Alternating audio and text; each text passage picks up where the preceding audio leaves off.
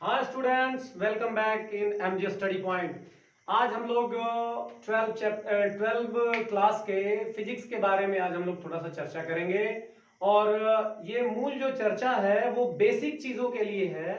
आप बेसिक चीज़ों को मैं 2-3 क्लास में क्लियर करा के तब मैं आपका मूल रूप से जो है 2-3 नहीं, 1-2 क्लासेस में जो कि छोटे छोटे क्लिप के रूप में होंगे, उनके बाद हम आपको एक इम्पॉर्टेंट टॉपिक आता है विद्युत धारा में ओम का नियम, उसे मैं कराऊंगा।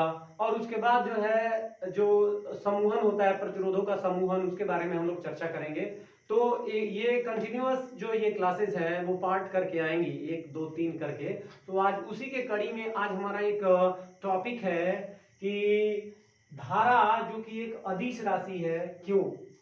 ये एक बहुत बड़ा प्रश्न है, क्योंकि आप लोगों ने देखा हुआ है कि धारा में प्लस और माइनस, यानी बैटरी जो होती है, बैटरी में प्लस और माइनस होता है। तो ये क्या होता है कि माइनस जो होता है वो प्लस की ओर मूव करता है, उसको दिशा का ज्ञान होता है। लेकिन हम कह रहे हैं कि ये एक अदिश राशि है। ये एक बहुत बड़ी मतलब कंफ्यूजन वाली बात आ गई।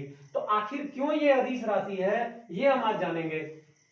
मान लीजिए कि एक ट्राइंगल हो गया, त्रिभुज ए बी सी, और इसमें आई जो है वो धारा जो है वो प्रवाहित हो रही है। तो आई धारा जो है यहाँ ए से निकल के बी तक जा रहा है, और बी से निकलकर सी तक आ रहा है, और सी से निकलकर ए तक आ रहा है। तो देखिए, किसी भी सदिश राशि को, किसी भी राशि को, सॉरी, किसी भी, एक चीज मैंने छोड़ दिया यहाँ, किसी भी भौतिक राशि को, किसी भी भौतिक किसी भी भौतिक राशि को सदिश राशि होने के लिए उसे सदिश के योग के नियम का पालन करना पड़ता है।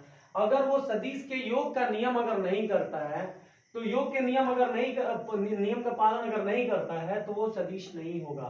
तो सदिश का जो योग त्रिभुज का जो नियम है वो क्या कहता है कि ए बी यानी A B plus B C plus C A, यानी अगर धारा यहां से चलती है बी तक, और बी से फिर सी तक, और सी से फिर ए तक आ जाती है, तो यहां पे इसका विस्थापन क्या हो गया? 0 हो गया। लेकिन यह करंट के लिए लागू नहीं होता। यहाँ पे हम अगर मान लीजिए कि हम जहां से चले, जिस बिंदु से हम चलना प्रारंभ करते हैं, और कुछ समय के बाद जब हम फिर उसी बिंदु पर वापस आते हैं तो हमारा विस्थापन जो होता है वो 0 होता है। तो इस तरह से हम ये देखते हैं कि ए से बी तक जाने के बाद बी से फिर सी तक, और सी से फिर ए तक, यानी कि धारा जहां से चली थी पुनः वहीं आ गई। तो इस हिसाब से हमारा विस्थापन क्या हो गया? 0 हो गया। लेकिन यह जो बात है करंट के लिए लागू नहीं होता। आई कभी भी 0 के बराबर नहीं होता है। तो जबकि सदिश जो है, सदिश योग का नियम जो है मूल बिंदु में क्या आ रहा है? रिपीट हो रहा है, तब तो मान 0 हो जाना चाहिए। यहां पर हम ये देख रहे हैं कि सदिश योग के नियम के अनुसार क्या हो रहा है? मूल बिंदु से चल के फिर हमारा फिर वही ए से चल के धारा फिर बी होते हुए सी होते हुए फिर ए तक आ जा रहा है।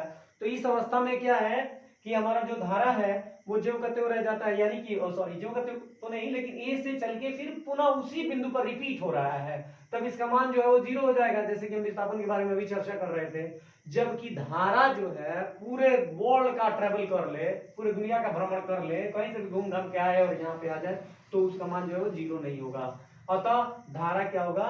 एक अदिश राशि है। तो एक छोटे से टॉपिक में आप जाने कि देखिए आखिर क्यों एक अदिश राशि है, क्योंकि ये सदिश योग का नियम का पालन नहीं करता, इसलिए ये जो होता है एक अदिश राशि है। हालांकि ये टॉपिक बहुत ही इंपॉर्टेंट है 12th क्लास के तौर पे। तो ये जो विद्युत धारा जो चैप्टर है उसी का ये टॉपिक है। इसके बाद हम अगले वीडियो में हम लेके आ रहे हैं श्रांति काल, और एक और टॉपिक है अनुगमन वेग और श्रांति काल में जो कॉम्बिनेशन होता है, संबंध होता है, उसके बारे में हम नेक्स्ट वीडियो में लेकर आ रहे हैं।